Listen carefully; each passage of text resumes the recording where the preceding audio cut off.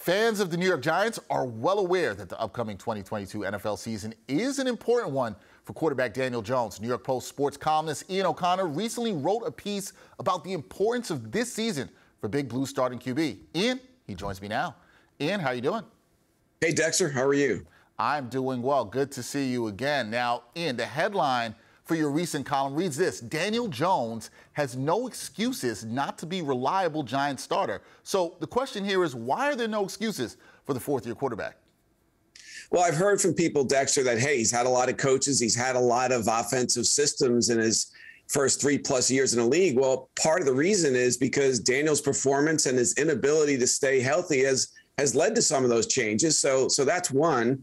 Two, he's got the physical tools. There's no question about that. At 6'5", he's got the size. He has the arm. He has the speed and athleticism at that position to be a good, consistent player if he can stay healthy. And I think when you look at a healthy Saquon Barkley this year, assuming that stays the case, they've added in Robinson now to Tony. If those players stay healthy, some elusive players and playmakers on the outside. He's got 2 high first-round picks at tackle on both sides. So it is an opportunity for him to prove or to show why the Giants drafted him in the first place. And after taking thousands of snaps in practices and in games, I just think there's an opportunity there for him to show why he was picked number 6 overall in 2019 and be that quarterback the Giants can count on in the long term.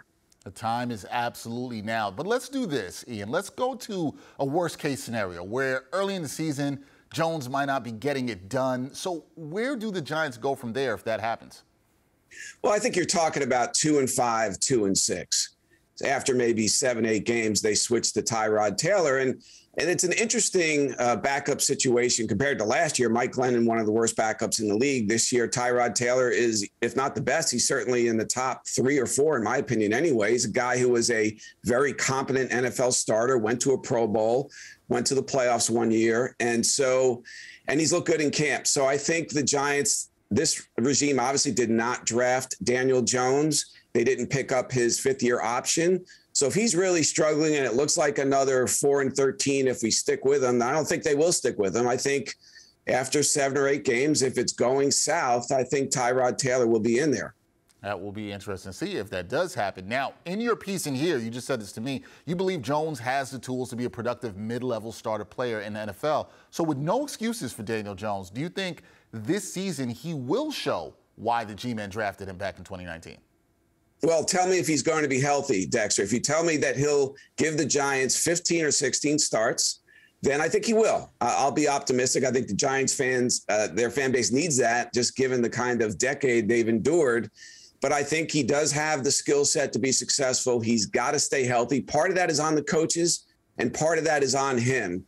But if he can make those 15 to 17 starts, I have a feeling that he will have a reasonably successful year. What does that mean? Are the Giants 7-10? Are they 8-9? I would say something in that ballpark, but I think that's doable if he can stay on the field.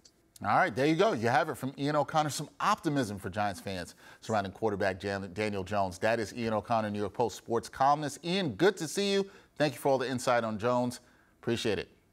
Thanks, Dexter.